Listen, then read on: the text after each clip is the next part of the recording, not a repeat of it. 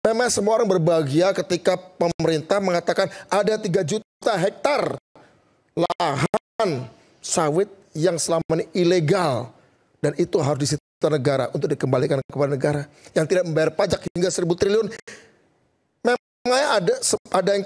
Memang semua orang bergembira ketika Presiden mengatakan ada satu koruptor besar, ada mafia besar yang tidak pernah tersentuh presiden lain. Pak Prabowo mengatakan kejar. Saya nggak tahu apakah ini jumping atau tidak, kesimpulan saya.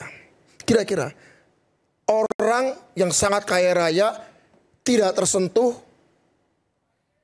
hasilnya triliunan dengan mafia gas, mafia sawit. Saya sebutkan namanya Reza Khalid maksudnya. Kira-kira kalau ada kekuasaannya sudah mulai menyentuh.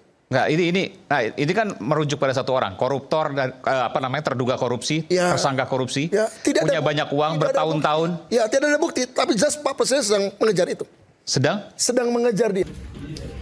Gimana Okezoners? Seru kan episode Rakyat Bersuara kali ini? Sebelum lanjut nonton, jangan lupa like, komen, dan subscribe. Kalau udah, yuk kita lanjut nonton lagi.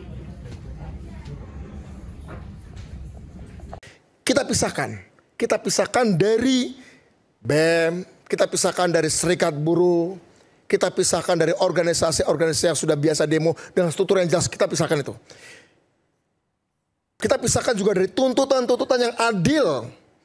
Misalnya soal tunjangan, misalnya tuntutan-tuntutan adil supaya anggota DPR tidak flexing, tidak pamer, itu tuntutan-tuntutan yang adil. Tuntutan misalnya untuk segera mengesahkan rancangan undang-undang perampasan aset koruptor, itu adil. It's okay, nggak ada masalah. Masalahnya adalah sekarang, bagaimana kita sebagai satu bangsa yang hari ini kebetulan, saya ngomong ini bukan karena saya menterinya, kalau besok dipecat jadi menteri pun nggak apa-apa. Kebetulan presidennya hari ini lagi getol-getolnya berbicara soal pengentasan kemiskinan lewat sekolah rakyat, makan bergizi gratis, lewat hilirisasi. Pertanyaannya ketika kita sedang di periode itu, memangnya semua orang bergembira dengan itu? Memang semua orang berbahagia dengan itu? Memang semua orang berbahagia ketika pemerintah mengatakan ada 3 juta hektar lahan sawit yang selama ini ilegal. Dan itu harus disita negara untuk dikembalikan kepada negara yang tidak membayar pajak hingga 1.000 triliun. Memang semua orang bergembira ketika Presiden mengatakan ada satu koruptor besar, ada mafia besar yang tidak pernah tersentuh presiden lain. Pak Prabowo mengatakan kejar. Memang berbahagia. Pertanyaannya, ketika mengatakan apa hubungannya dengan kerusuhan ini? Apakah kita bicara soal teori konspirasi? Sepakat. Kalau Anda orang cerdas, Anda pasti tidak akan suka teori konspirasi. Karena memang konspirasi tidak untuk diteorikan. Konspirasi itu adalah suatu praktek sehari-hari. Apakah konspirasi itu berdampak luas atau sedikit? Tergantung Anda banyak uang atau tidak. Anda banyak kuasa atau tidak. Nyatanya yang diidentifikasi presiden adalah orang-orang yang punya banyak uang yang tidak tersentuh selama ini. Dan ketika orang biasa punya kemampuan prompt engineering lewat AI untuk menggerakkan emosi orang berbasis algoritma. Per hari, per jam, per menit. Ketika orang biasa pun bisa melakukan itu. Kira-kira. Saya nggak tahu apakah ini jumping atau tidak, kesimpulan saya. Kira-kira orang yang sangat kaya raya tidak tersentuh, hasilnya triliunan dengan mafia gas, mafia sawit. Saya sebutkan namanya Reza Khalid maksudnya. Kira-kira kalau ada kekuasaannya sudah mulai menyentuh. Enggak, ini kan merujuk pada satu orang, koruptor dan terduga korupsi, ya, tersangka korupsi, ya, punya banyak uang bertahun-tahun. Ya, tidak ada bukti, tapi jelas Pak Presiden sedang mengejar itu. Sedang mengejar dia. Buronan. Sebagai buronan statusnya. Pertanyaannya, tidak ada bukti hukum, tidak ada bukti keterlibatan. Tetapi kira-kira seorang presiden yang punya eagle view, cara pandang elang dari atas nih, yang melihat laporan dari intelijen, kira-kira ketika dia mengatakan sah aspirasimu untuk memperjuangkan rancangan undang-undang perampasan aset koruptor, sah aspirasimu untuk menuntut dikuranginya tunjangan untuk DPR, sah kegiatanmu untuk berdemonstrasi masif sekalipun ke DPR. Bedakan ketika ada kerusuhan yang ada tindakan eksesif dari kepolisian, yang itu sudah ditegur juga.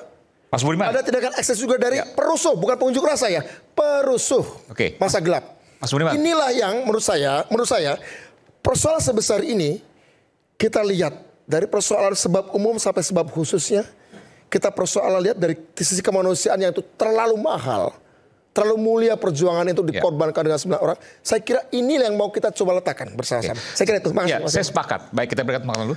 Saya sepakat bahwa kita nggak bicara soal unjuk rasa, tuntutan dan sebagainya, itu sah dan Pak Prabowo nggak bermasalah soal itu. Kita pun juga senang bahwa ada unjuk rasa yang bisa disampaikan dengan adil, dengan damai. Tapi yang kita permasalahkan adalah aksi massa yang brutal, menjara dan sebagainya. Kalau tadi Anda katakan, sampaikan kepada kita semua, bagaimana kemudian, katakanlah, saya bicara tadi karena udah merujuk, seorang Reza Khalid bisa mengkonstruksikan semua ini.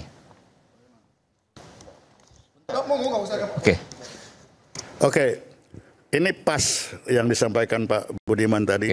5 bulan lalu saya ketika dengan Pak Mahfud Siddiq di channelnya beliau, saya sudah ingatkan, hati-hati sekarang ada yang namanya sudah neo-cortex warfare. Apa itu? Ya tadi yang disampaikan Pak Budiman itu. Bagaimana kita ada di mana-mana bisa dimainkan seperti ini. Ini baru main-main, apalagi kalau sudah dimainkan dengan serius. Hancur negeri ini. Itu tadi contoh. Bagaimana langsung diserang itu cortex. Contohnya tadi Pak Budiman yang nyampaikan. Kalau saya nyampaikan mungkin nanti nggak percaya orang. Saya berani ngomong gitu karena saya 2019 saya ada tim kami, kebetulan dia anak Indonesia di Cambridge, kebetulan supervisornya itulah yang menemukan Cambridge Analytica. Dia bercerita, betul. Dan setiap ada 37 negara yang punya jadwal pemilu, setiap provinsi sampai setiap karsidenanya. Di 37 negara, di setiap karsidenanya sudah terpetakan. Orang di daerah Banyumas akan lebih suka dan lebih marah kalau dengar isu apa. Dengar kata apa, akan lebih bergembira dengan isu apa, dengan kata apa. Dan saya pernah bicara di depan Kapolda saya Indonesia 2019 dari Cambridge Analytica, teman saya ini karena supervisornya adalah yang buat Cambridge Analytica. Mengatakan itu sekedar ini teori konspirasi, Enggak, saya percaya soal itu. Dalam dunia algoritmik hari ini, bisa. Setiap konspirasi bisa berdampak besar, bahkan untuk orang yang kita anggap tidak berkuasa. Apalagi berkuasa dan punya banyak uang. Enggak, sebentar, saya mau tanya. Kita percaya dengan algoritma itu, tapi bagaimana kemudian melogikakan seorang Reza Khalid bisa mengatur semua ini, bisa mengorkestrasikan semua ini? Saya tidak dalam posisi penyidik. Saya bukan tidak dalam. Dengan algoritma tadi misalnya? Saya nggak mengatakan nyebutnya satu nama, tapi saya mengatakan. Saya nyebutin nggak apa-apa. Oke. Saya ingin mengatakan begini. Iya. Itu sesuatu yang double, meskipun peristiwa bukan peristiwa kerusuhan, peristiwa pemilu. Pemilu kan menggerakkan opini orang. Bukan untuk rusuh ya, untuk menyoblos tertentu. Itu sudah dipraktekkan di 37 negara. Di 37 negara. Di Amerika Serikat ada, bahkan di Eropa, bahkan di Amerika Serikat yang katanya kelas menengahnya kuat, yang katanya well educated, yang katanya negaranya itu pemenang Nobel terbaik di dunia.